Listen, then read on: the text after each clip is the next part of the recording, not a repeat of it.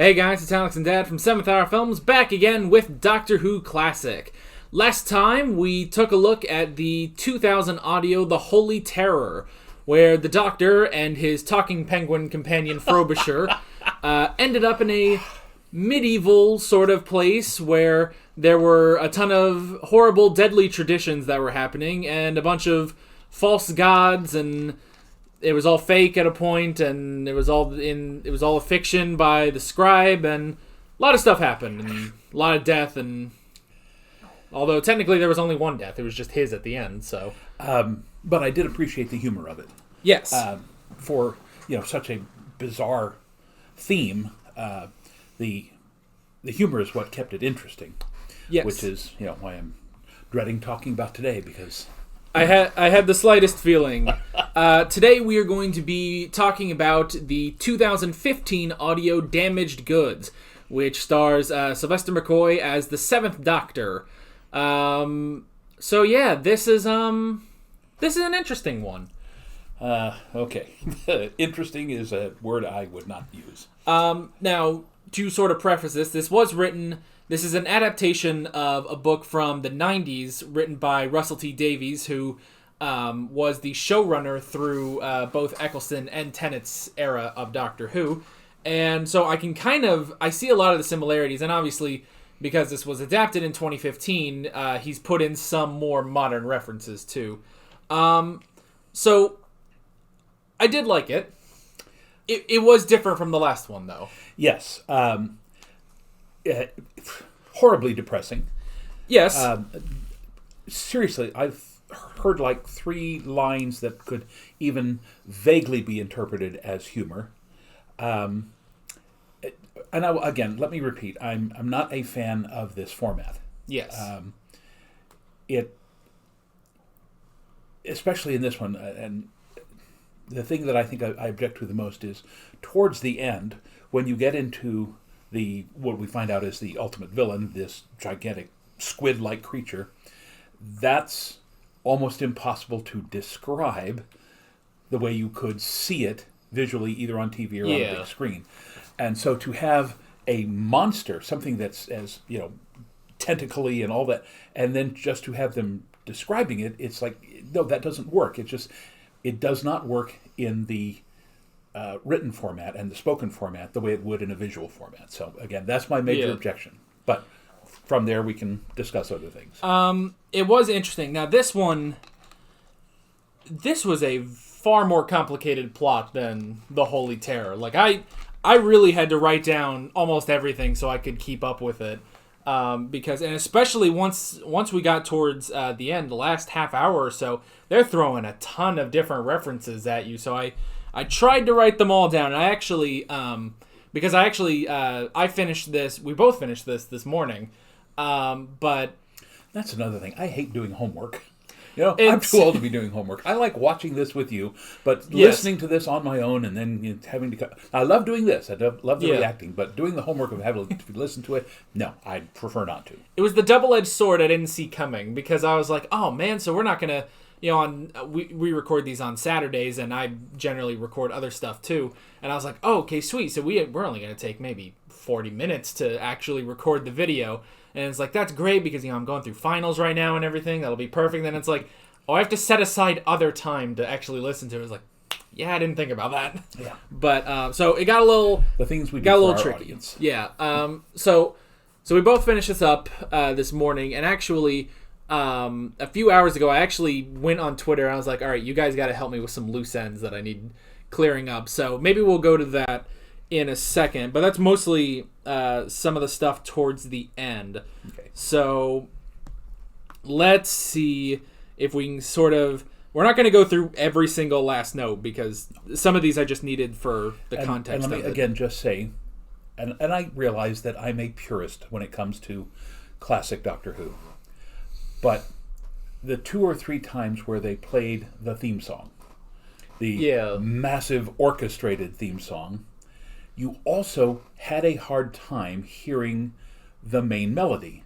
It was a lot of the background, the harmony and things like that, but I was literally straining to hear the theme. Yeah, the theme in this one was definitely Interesting. I don't know, because this is 2015. I'm not too 2015 Doctor Who, so I don't know if that is that theme or they specifically created this theme for this specific audio drama. Yeah. Didn't care for it. Yeah. I'm getting grumpy in my old age.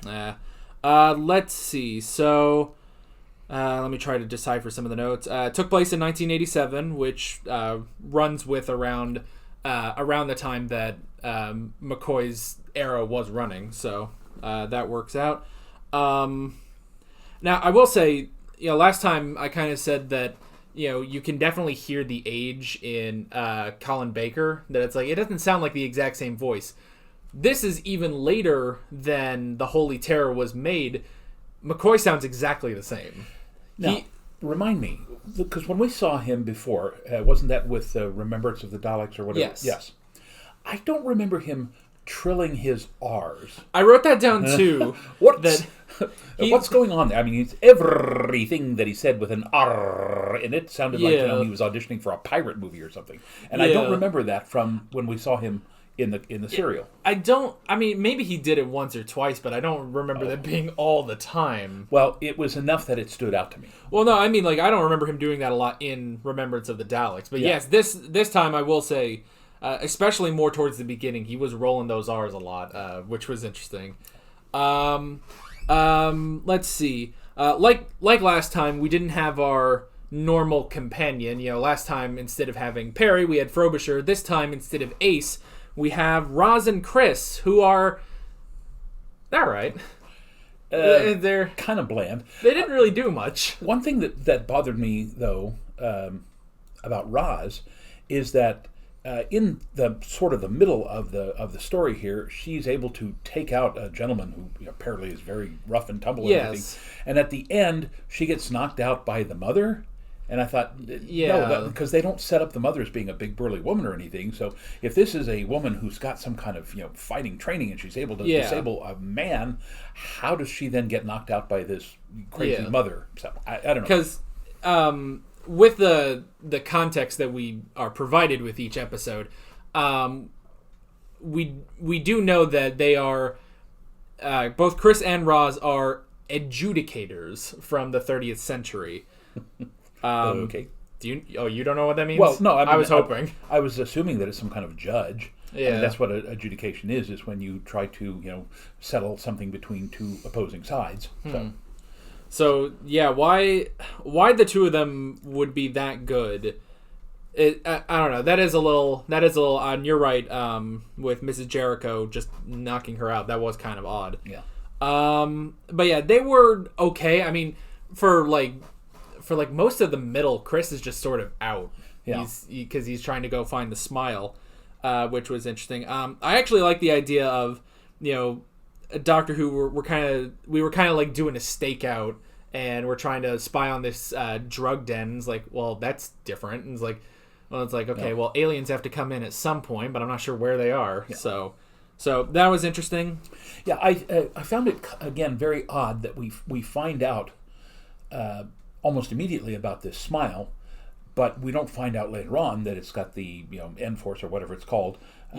So starting off with that, and the other thing, I mentioned this to you before we started recording, the very opening, they set up the girl, was it Bev, who watched her mother and the tall man. There was all these references to the tall man. Yeah. And, that's foreshadowing 101. And yet, when we get into the story, you find out that he's literally just a go-between. There's nothing really that much about him. It's all about the actual doctor, who had a very kind of odd American accent. But anyway, so they set up this huge thing about the tall man, and then he turns out to be literally a minor character at the end. So he's just sort of the middleman for our... I guess sort of our villain, which that might be another thing, is that... we can't exactly pinpoint a main villain here. Like, we have the N-Form, and then we have the N-Form that takes control of the Capper, but then right at the end, it's like, the doctor goes in, it's like, oh, where's the Capper? It's like, oh, well, he's gone. It's like, well, now we have Mrs. Jericho. I guess she's our villain, but it's mainly just the And end again, form. I like the idea that he took over this body, and again with the tentacles and everything rising out of the ground. For a brief moment, I thought, now wait a minute, is this perhaps planting a Dalek squid or Khaled squid or something here, so that perhaps they could regenerate or regrow into the Dalek? But and there was that kind of hint that it was going that way, and then it didn't go that way, and it's like I wasn't lost, but it just it's just some sort of other parasite, basically. Yeah, and they never really did explain how, specifically why or any of that. Yeah, who, what, when, where, how, and why. So. Well, and also when you kind of go back and think about it, so all this stuff with the end form, and this all goes back to the tentacles that took the guy at the beginning and became the Capper and stuff like that. Yet all of this was created by the Time Lords. They said, it's like, well, why did it just seems so odd that the Time Lords created this such a vile parasite? Which I mean, we've kind of gone back and forth, I suppose, on technically the Time Lords, they're a lot more shady than we should really think. So I guess that would make sense, but the whole thing about the end form, it's like, I don't know, and maybe that's just because it all sort of came in at the end. It strikes me that if the Time Lords wanted to do something, planting basically literally a tiny little seed and then helping it to spread through the Smile so that it would take over London and then supposedly take over the world, that seems a rather tedious project. It seems like the Time Lords would have the ability, if they wanted to destroy the Earth, they could do it much quicker than that. Yes, but at the same time, technically the Time Lords are not involved in this specific story. This all just happens to be a last remnant of the end forms that happened to find Earth through the... Time will tell. Yeah. That was interesting because we know that the activation code came from the future, but they kind of want you to, I guess, believe that someone from the Time Lord sent it, but they don't say that for sure. So I guess that would be resolved in some other story from this format. Right. Well, and that's the thing too, is that when they mention sort of this, a war in the future, I believe some people were saying on Twitter that that was added into the audio as a reference to the Time War, which will mostly be following the Eighth Doctor movie, and it basically the Time War that takes place between the time of the Eighth and Ninth Doctor. So they were kind of, I guess, building, sort of referencing that, like, oh, well, this is why the end forms are sort of coming back, is that they're building up to the Time War. Of course, this was made in 2015. We've already had technically the Time War by this point. So yeah, we had the future Doctor. The Doctor sort of setting everything up and giving them sort of the flat and everything, and being there when Bev saw her mother give the son away, but that didn't really have much to do with it. It just sort of like, oh, it's just a little convenient. It kind of just got the plot going a little bit. So that was interesting. There was the glamour, Gabriel's glamour, that allowed people to view him differently, which again, that's almost sort of another plot point that's just sort of dropped. Like, and I don't know how much that works into like the vampires and stuff. Well, it morphed into, I don't want to say emotional vampirism, but it was again, it all seemed to be set up just as the plot point to trigger the warning to the future to send the squid back to destroy it because we can't let Earth. I don't know. Again, I reference a lot of 50s and early 60s stuff. The original version of The Day the Earth Stood Still, again, where the alien in human form or humanoid form comes down to Earth with the gigantic robot and everything. And basically, he turns out to be a cosmic policeman. He said, we have discovered that you have now figured out how to split the atom, and you're capable of not only destroying each other, but in the future, in the near future, you'll be able to, be a threat to other planets. So he's sent there to basically say, if you don't stop doing this, we will be forced to take action against you. So I kind of got that, a little vibe of that in here. Yeah. But again, the glamour thing, that didn't seem to be that much of a threat. Yeah. Just because people can see, I mean, that's something that happens every day. You know that you are perceived one way by your family and another way by friends. And as a teacher, people look at me one way, but as a theater person, I'm completely different. And as a dad, I'm completely different. So it didn't seem to be a big enough of a trigger to be able to say, whoever it is in the future, we've got to send something back to stop it. So that's true. Flimsy premise at best. Yes, because when you try to think like, okay, well, I guess that just evolved into the vampiric tie between the twins.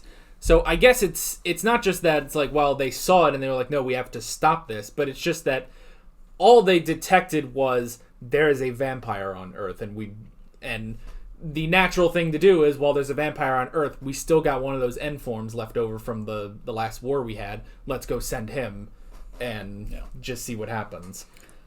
And I guess that is the interesting thing, is that this is all built upon the previous war between the Time Lords and the vampires, which is a thing. Okay, well, see, now yes. I'm operating in a complete vacuum there because I did not know that.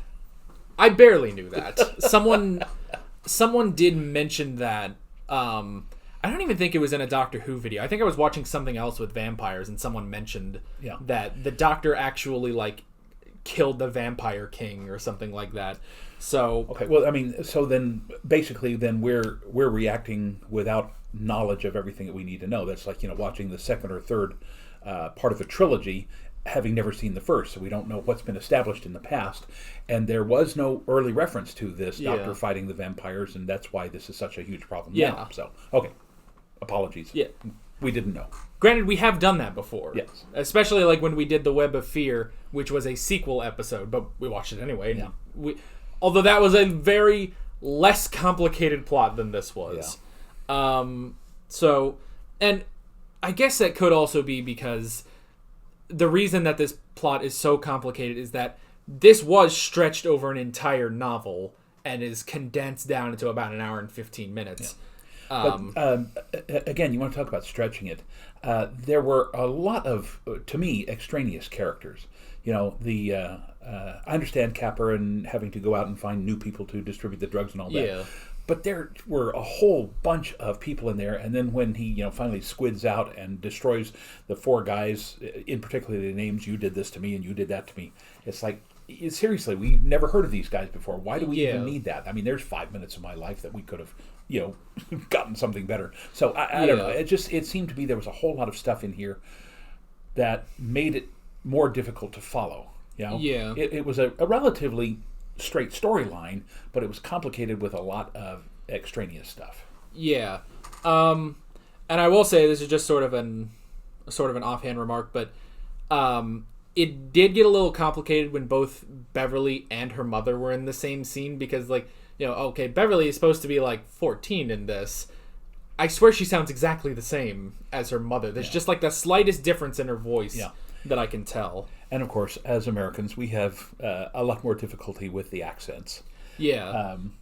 That particular, I guess they called it the quadrant, lower class London accent.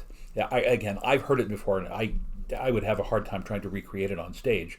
I've done a Cockney for My Fair Lady and that sort of thing. But yeah, it really kind of is painful to have to listen to. And when you're trying to figure out one person's talking and then the next person talking sounds exactly like them, that gets to be a problem. Yeah. So, yes, you're correct.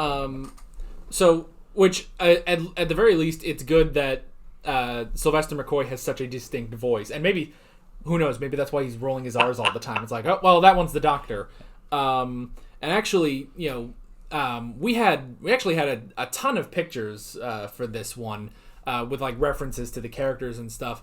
Yet I will say, every time that Chris started talking, all I could picture was Prince Arthur from Merlin, because he sounds exactly the same. And I was always be like, no, Chris. It's Chris, it's not Arthur. I don't know. It's just interesting. Let's see. Did the Doctor pull out hypnosis at one point? Like he was, it was when he was talking with Bev, and he was, he was trying to get her to remember something. It kind of sounded like he was doing hypnosis. Which, That's a psychotherapy sort of thing. So I didn't really think of it as hypnosis, but you could be right. Yeah. Because she was blocking out the fact that she originally had two brothers, and now she couldn't figure out why her mom seemed to give one away, and yet there was one still in the crib. So yeah. Let's see. But she was again only about 4 or 5 when that happened. Yeah. So all right. It's incredible that she can remember so much of it. I mean, even the Doctor points out, it's like, oh, you remember seeing me on this specific day when you were 4 years old. How do you do that? It's like, he has a point. I wouldn't remember that. I don't remember 5 years ago, so it gets tricky. Yeah, we have horrible memories. It's amazing we can remember anything from these reactions. So, let's see. I wrote down the Torchwood reference because that actually caught me off guard when he said that the institute he worked for was Torchwood. Now, you have no idea what Torchwood is, so I mean, other than I know that you're reacting to that, but other than that, I have no idea what it is. Torchwood is this institution that is founded by Queen Victoria to sort of, I guess, just like watch over like extraterrestrial incidents. They're kind of like, they're basically a lot like S.H.I.E.L.D. And they were actually founded to defend the Earth from people, specifically the Doctor, because the Doctor pissed off Queen Victoria. So she makes an entire institute to get rid of him. And there was a spin-off show about one of the Torchwood Institutes that was based in Cardiff, and it was centered around a rift in time and space that was centered around Cardiff. So, yeah, it was an interesting show. Now, did you watch any of those? Because it strikes me that if it's done in Cardiff, there would be a lot of Welsh accents. And yes, if you think the British accents are tough to follow, yes, the Welsh. I mean, yes, no offense, but for Americans who barely speak English at all, listening to a Welsh accent is just appallingly painful. Well, and that's the interesting thing, because yes, I did watch Torchwood, and it was set in Cardiff, and a good number of them were Welsh. There was one character who they said was from London, and our main character, Jack Harkness, he's played by John Barrowman, so he just keeps his American accent the whole time. And I will say, we've talked about how like on these shows they sort of tone down the accents.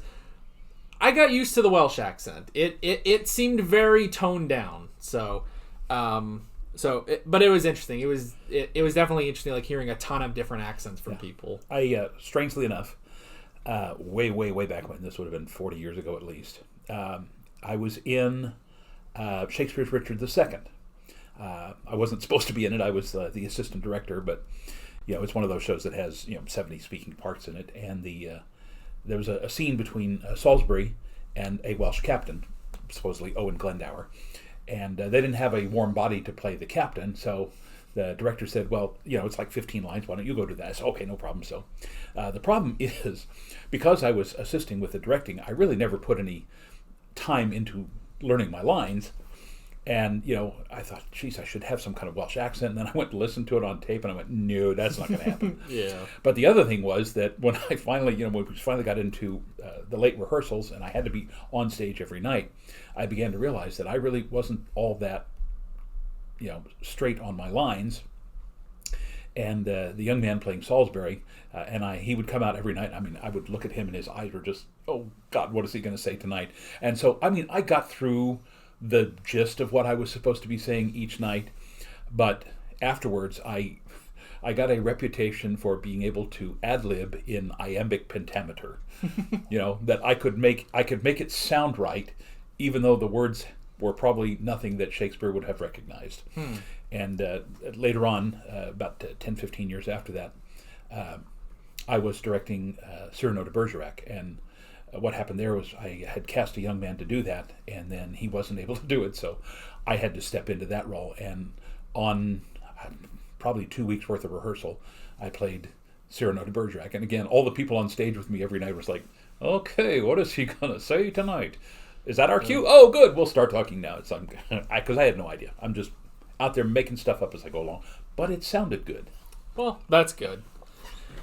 Let's... Sorry, completely tangent. Had nothing to do with anything we're talking about here. I do that all the time in these videos anyway. Let's see.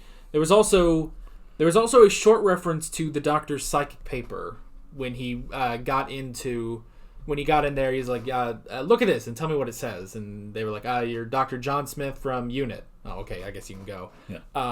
That was interesting. Again, that's another more modern reference that they would have included here, because I don't think the psychic paper ever came up before modern Doctor Who, and neither did Torchwood for that matter. So I thought that was interesting. Let's see. Now, one of our commenters asked us to stop using the word interesting, but as you can tell, we're not doing that. No, it's just subconscious. We can't stop. There are fascinating. There are times where I will catch myself and I'll be like, I have said interesting like 5 times in the last 3 seconds, or I say, I mean, it's amazing that no one has stopped me and been like, you say like a lot and a lot. I say all the time. That's a transition for me. So it's just how I talk. And of course, now that we've mentioned this, I'm going to be walking on eggshells with everything I say. We're good. Yeah. Right. Let's see.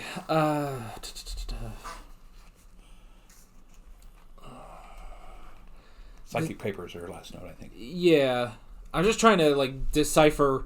I'm trying to decipher my notes, which is it can be a little tricky here. And some of these I'm like, I would write it down just so I would remember it. And then I'm like, well, no, that gets explained later. The Trifizz limiter, they kind of mentioned that. I wasn't sure what that was about. It was like, you need to be within 15 meters. It was something like it limited his form. Kept him from getting larger. It seemed contrived. Yeah, it was just sort of, I guess it was just sort of a way to stall so that the Doctor could get there. That was also when the Doctor said, I'm not going to save the world over the telephone. I'm going down there. And it's like, what are you going to do? The most you can do is your words. You don't have the sonic screwdriver. You don't have any other weapons. And this is supposedly a giant tentacle kaiju roaming through London. It's like, what are you going to do? Killing thousands of people. Yeah. But I did enjoy the references, the radio or TV references in the background to the BBC. Getting your own plug in there. Yeah. They do that all the time on the show too. When I think they have some actors, but I think even in the first season, they got an actual person from the BBC to film a couple scenes. So, the Beeb. Yeah, it's interesting. There it goes again. Whatever. Let's see. The N form. Again, the entire explanation for the N form just sort of, I don't know, it just sort of happened because what we have for the longest time, because I was starting to wonder around just before they explain everything, I was starting to wonder, I was like, what is the connection here? We have the two boys, they're somehow connected, and it's like, okay, I guess Gabriel is draining the life from Steven, and it's like, okay, but then it's like, well, now we have the Capper, and it's like, yeah, wait a minute, what's his deal? Is, I mean, I have to assume he's an alien, and it's like, well, what is he doing here? Why is he connected to all this? And then, because he kept saying, I mean, he referenced 3 or 4 times, the war must be fought, the war must be won, but never again gave in my opinion, would have been a good idea to give a clue about, the boys must be stopped, or there should have been something that connected it early on, so that we could see that inevitably these two apparently, incoherent, incohesive, whatever you want to call it, 2 storylines would ultimately meet as the Capper, as the Squid, and the 2 boys would come together. But it was again very disconcerting to have these 2 completely different storylines and not being able to even vaguely figure out how they were connected. Yeah, which, I mean, Doctor Who does that all the time. We have two different stories, and eventually they will converge at the end, but it's like, this one felt very sort of disjointed from each other, and then it's only when we reveal, oh, this, the Capper, he is an N form. He was created, which was created by the Time Lords to fight the vampires. Also, they're vampires, or, specifically, which it is an important distinction to know that it's specifically just that they drain life force energy. It's not specifically like Dracula or Alucard or something like that. But it is still, I don't know. So it's like, okay, well, he's going after them because they're vampires. It's his whole thing to do that. And it's like, and they also say, when the Doctor is like, well, the war's over, it's like, okay, is this just a remnant of that and we just have to deal with that? But then they start alluding to the Time War, which that's the other thing. The Time War is a war between the Time Lords and the Daleks. I don't know how much vampires factor into that. And that's the other thing too. It's like, okay, these N forms, they seem to be specifically designed to destroy vampires, and it's like, that's it. Like, maybe if they also said, like, this is, the Time Lord's greatest weapon are these things that can take out any species, and the last time they were used was the last war with the vampires. It's like, okay, well, that would make sense. Like, okay, well, now you understand. It's like, okay, if they can take on the vampires, probably the Time Lords are trying to bring them back and use against the Daleks. I don't know. Again, it was the plot device, the idea that there's literally a doomsday device, something that theoretically, if you lose the war, that this would then years later come back to defeat your enemies, if nothing else, out of spite. But then, having it being sent back to the past in a very specific, late 70s, early 80s, again, we don't have any particular idea of what was going on in London at this time. Is this even a vague reference to a drug problem back then? We know here in the United States that we had crack cocaine and all this other stuff going on. But again, the drug thing seemed to be, again, a red herring, because it wasn't the drug that was the problem. It was what was in it that was causing these tiny little new squids to be growing. So I don't know. It just I'm not really a fan of any of the storyline, and it if this is considered one of the better audios,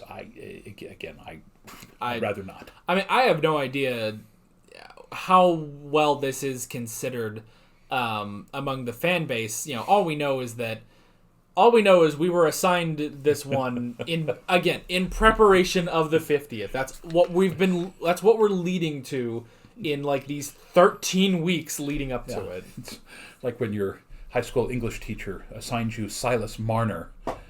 Did you ever read that? No. Oh, Lord. It's just horrible, horrible man and doing all this horrible stuff, and then he suddenly disappears. And then you people are, for 20 years, trying to clear up the aftermath.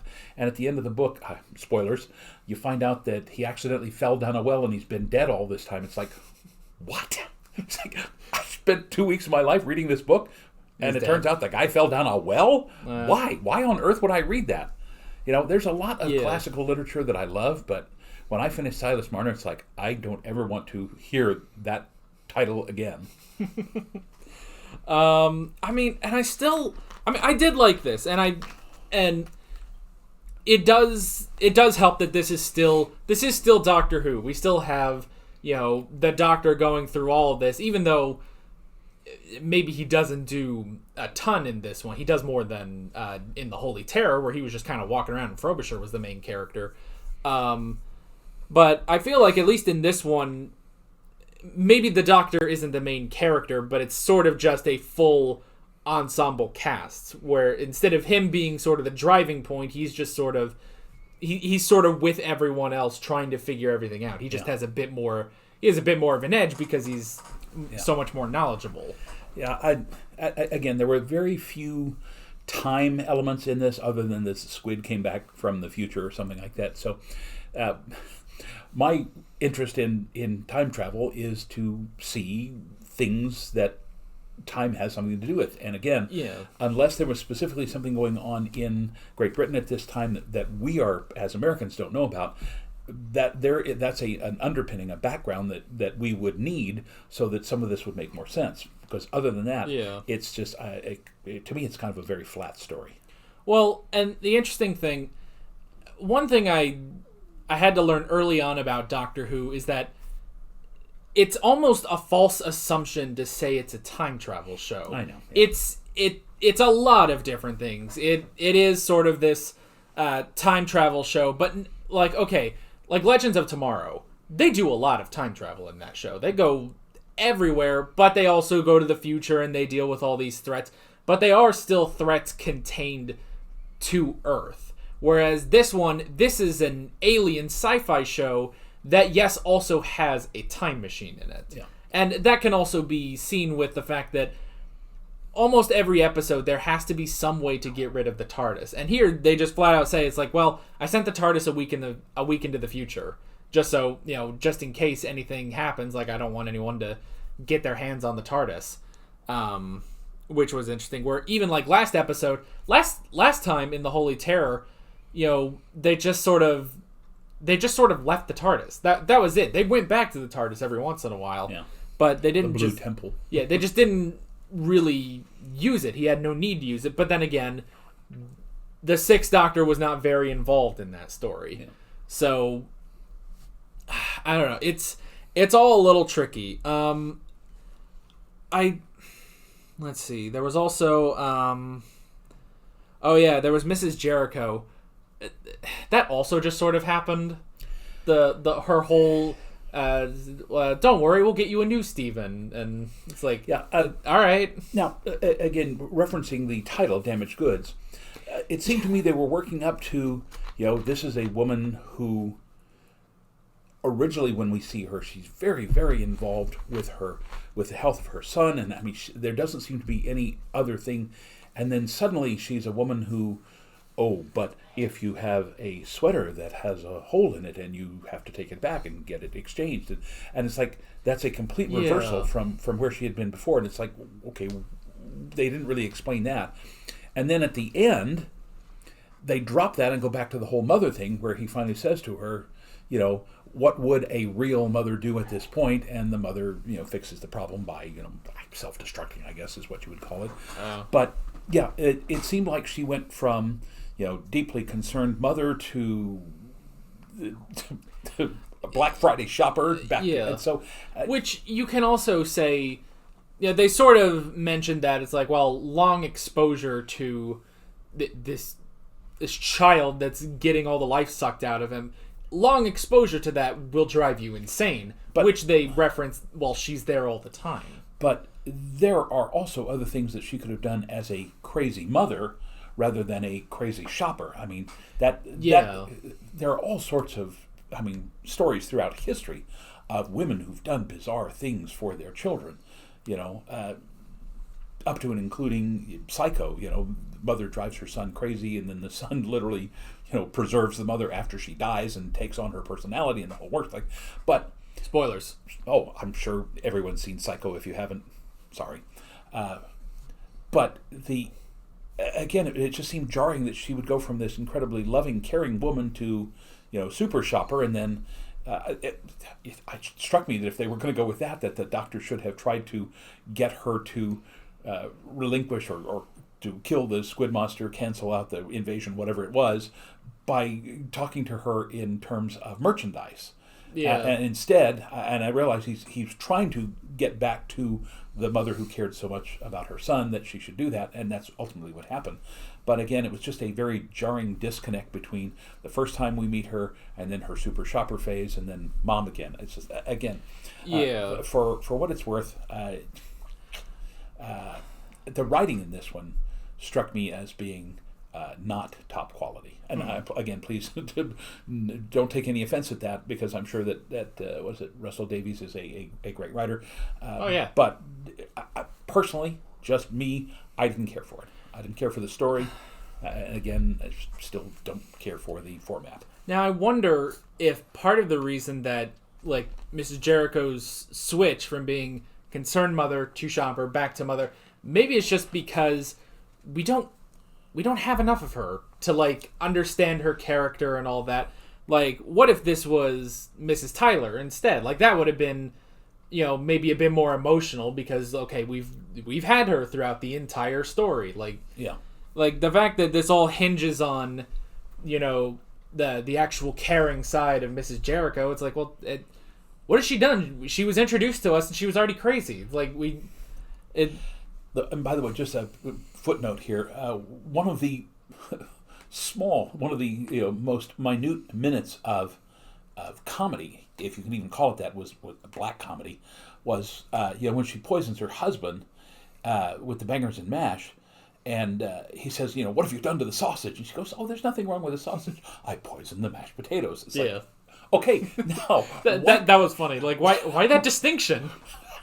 But that's the sort of thing that all the other kind of stuff that we see in the Doctor Who classic is, it's famous for. That you've got all this incredibly dramatic stuff, but there's always that underpinning just here and there of snarky type humor. Yeah. And there was none of that in this, except for that one or two flashes, like, I poisoned your mashed potatoes. Yeah, and maybe some of the comedy was supposed to come from Chris and David, like them when they're trying to get the smile and stuff like that, and then eventually they run into the end form. But I don't know. That also just sort of came and went. Like, all right, that's happening. Can you get the smile already? We need to get the plot rolling. Get back to the doctor. Yeah, and you would think for a drug that seemed to be so cheap and everybody was doing it, it took them forever to get anything. Why would they? How could they not just go out and say, hey, some bloke on the street, hey. Got some smile, got something that would make me smile. Oh, sure, here, have a taste, £5. Well, and that's also the thing too, is that they go through, like, Chris is relegated to finding smile for what feels like an hour of the actual audio drama, and the doctor's like, all right, give me the smile and I will go fix this. And like, oh, I never got any. It's like, okay, I'll go fix this anyway. It's like, what? Yeah. You didn't do anything. So it was an interesting one. It was an interesting one. I agree about the comedy. There needed to be a bit more, and especially because I remember McCoy being funnier in his episode. That Remembrance of the Daleks with Ace was outstanding. It's one of our favorites. And this one just, doesn't measure up at all. Yeah. So, I don't know. It's definitely fascinating. Yeah, we'll say that. It is an odd one. Like, it's a much more complicated story than, like, the Holy Terror, but the Holy Terror was a lot funnier than this. And it's like, well, which do you go with? Do you go with the more complicated plot? But the problem is, the complicated plot, we were missing, I don't know, like, a lot of it just sort of dragged down. You're right, there were sort of, like, 3 too many characters and stuff like, I guess the whole story arc with Mrs. Jericho, it's like, well, I didn't care about Mrs. Jericho. Yeah. If this was Mrs. Tyler, maybe I would be a bit more. Yeah. I would care a bit more, especially too when like the Capper shows up or the N-Form shows up and like attacks their specific flat, and then I guess Mrs. Tyler saves Bev. And then, you just have Roz talking on the phone with the doctor. It's like, oh, and Mrs. Tyler is dead. And it's like, when did that happen? Wait a minute. Oh. I think she got taken out the window or something. Yeah, it was something like that. Or she got eaten. And that's the other thing, too. It's like, well, I was sort of all over the place on like, okay, well, what is the scale of the N-Form? And then when it's like, oh, it just ate Mrs. Jericho and Gabriel, it's like, well, it's got to be big enough to eat them. All right, I'll go with that. And it was big enough to... It was big enough to also then eat the doctor, and then they were in it, and the doctor was able to talk with them. And it's like, oh, okay, is this... all right. It's like that line from Men in Black. I've just been down the gullet of an interstellar cockroach. That's one of 1,000 memories that I don't want. Yeah. Yeah, there was just a lot of stuff like that. And even just the fact that... I mean, I don't want to say the whole vampire thing was glossed over, but it just sort of... I guess that was because that has to be the catalyst of the episode, is this vampiric connection between the boys, which also just sort of was there. Like, it didn't explain, like, okay, well, why does Gabriel have a glamour? Why is there this vampiric connection between the two of them? I didn't quite understand that. How does that threaten the future? If there had been some explanation of of why it triggered the endgame organism, whatever it is, referring to the giant squid. But there isn't. So it's just, again, it seems disjointed. It seems a little too disconnected. Yeah, I don't remember if there was something like a line where the capper was saying, like, well, we need to take them out before he creates more vampires, and that's a huge problem. Because even if it was like, well, we came here because of the vampires, and now we're spreading for this future war we've got going on. It's like, well, also we have to take these out because we have a future war that's about to start. We don't also need vampires right now when we're dealing with the Daleks. By the way, that does remind me one other semi-funny line that was almost thrown away in the chaos. When they were talking about vampires, and I believe it was the doctor who said something to the effect of, they don't all wear capes and speak with an accent. Which I thought, that's a great reference. But yeah, the idea that you've got this, angelic little boy who has the glamour, and yes, you can see how that kind of plays into the whole vampire thing, because in succeeding movies after Bela Lugosi, they always tend to make the vampire not so horrific, but more, he's the kind of guy that is mesmerizing. He's good looking, tall, and that's how people are seduced into being bitten by him. But making it a 11, 12-year-old boy, 14-year-old boy, whatever he was, that's just, no, it doesn't work. Right. And I guess, I'm trying to think, like, I guess the reason, like, oh, well, we can't let the boys touch is because that would suck the rest of the energy. Because I'm pretty sure, like, they touched, something exploded, and then when it cut back, it was like, what is he holding? It's like, well, that's what's left of his twin brother. It's like, okay, I guess he got the rest of it. Is it just a skeleton? You're saying what's left? I mean, I don't know. I mean, I'm thinking of like a very, when you say what's left, I start to picture like a very gooey sort of skeleton, like Raiders of the Lost Ark, it all melted off. Life-size bowl of Jell-O, I guess. Yeah. So maybe, I mean, it would be interesting if we got more on the vampires. Like, that would be interesting. I want to know what is this whole deal? What was this war between the Time Lords and the vampires that apparently the Doctor was very involved in? Which I guess now that makes at least two giant wars that the Doctor is involved in. Apparently he is a soldier, even though there's a lot of times where he'll contradict that, saying, oh, he's not a soldier. But it's like, no, you're sort of the last pin in these wars. You might be able to say he's an adjudicator. If he steps in, trying to figure out how to end the war without taking sides. Yeah. I mean, that's a possibility. I mean, which I guess technically is how the Time War ended, is that, I've always said no one won the Time War. We had the Time Lords and the Daleks, and then the Doctor just ended it. And he had to end both of them in order to do that. Although the Time Lords, they can't come back. They're gone, kind of. And then it's like, well, all the Daleks were wiped out. No, they have to keep coming back. I think someone actually told me that, like, in order to have the rights to the Dalek, the BBC, they had to get the rights to the Daleks specifically, because I guess that just doesn't come with Doctor Who.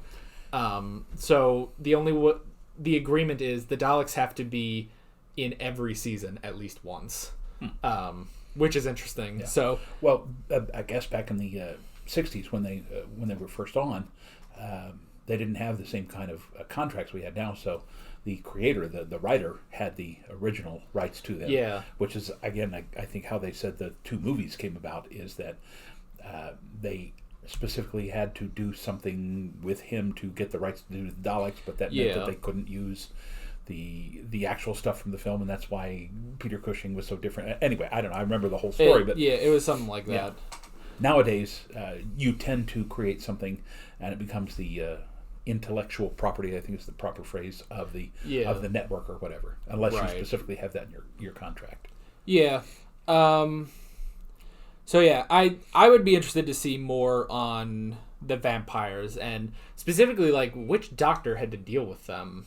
You know, because that's the thing is that, you know, when you say in like modern Doctor Who, if you have this whole thing, it's like, okay, well you can take a guess at like, okay, well which one is it? And, you know, there's this huge gap between the 8th and the 9th Doctor, but that's because of the Time War. Okay, maybe they fit that in there somewhere, and it's like, when you say there was a war with the vampires and we're on the 7th Doctor, it's like, well, which Doctor was that? And it's like, you can't say this was like, oh, well, this was before I really started doing all this stuff. It's like, that means that Hartnell would have had to deal with the vampire, which that'd be interesting. I'd like to see if they wanted to do an audio with that or something.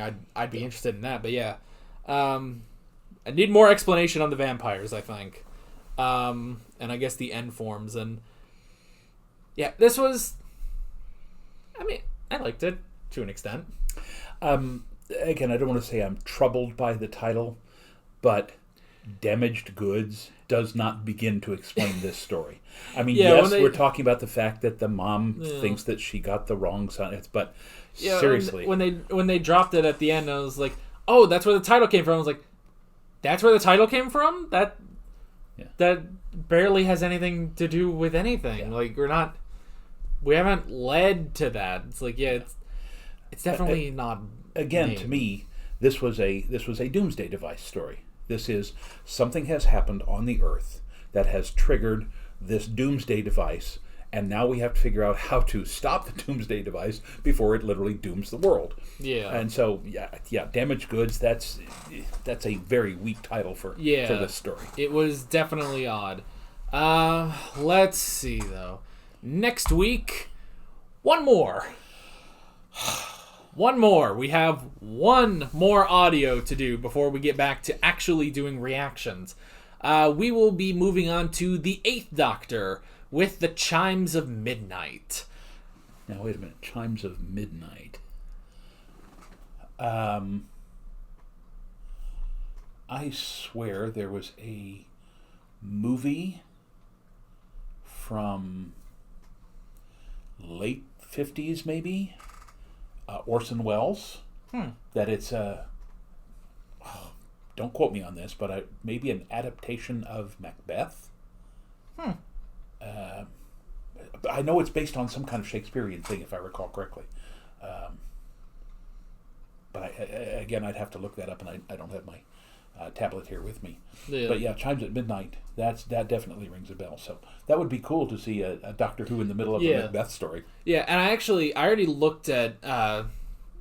There's far less images than we were provided for Damaged Goods, but I already saw the cover, and it already seems like maybe we'll have a few less characters. Like this kind of looks like it would be more of a contained story, which would be interesting. But yeah, we'll be back around to the 8th Doctor, which we have only seen in the movie. Now this is McGann? Yes. Okay. Paul McGann. Yeah, I liked him. I mean, yes, he wasn't Hartnell, he wasn't Baker, but just for what he did in the movie, I thought that was pretty good. Yeah. It reminded me kind of like a Sherlock Holmes.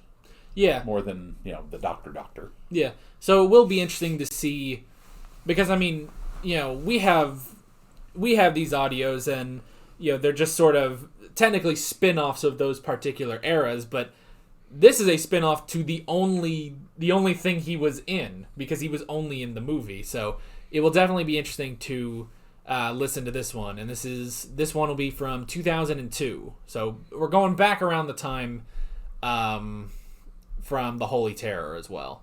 So yeah, but that'll be our last audio, and definitely the last one I will force you to do. I will do some on my own. One interesting thing is that the show Torchwood only ran for 4 seasons, and they just never got around to doing another season. And actually, the last season of Torchwood was co-produced by Starz, and like it was set in America and stuff like that, even though it retained the characters and everything. But apparently there is a continuation of Torchwood in the audios, and they bring all the same actors back. So I've been meaning to do that, but I've been busy, so I was gonna get around to that next year. So I will definitely get around to that. But for the time being, and probably until further notice, this will be Dad's last audio. Okay. By the way, except for the 50th anniversary audio at the end. But then that's really it. And again, you don't have to talk about this if you don't want to, but I'm very happy with what will be happening with you at the end of next week. So if you want to tell them that, or if you want me to tell them Oh, yeah. As long as everything goes well. As long as everything goes well, I should be graduating from college at the end of next week. Yeah, it'll be so nice to be done with that. And then we just kind of go from there and see what happens. So looking forward to it. Yeah. 4 years of college and no debt. Yep.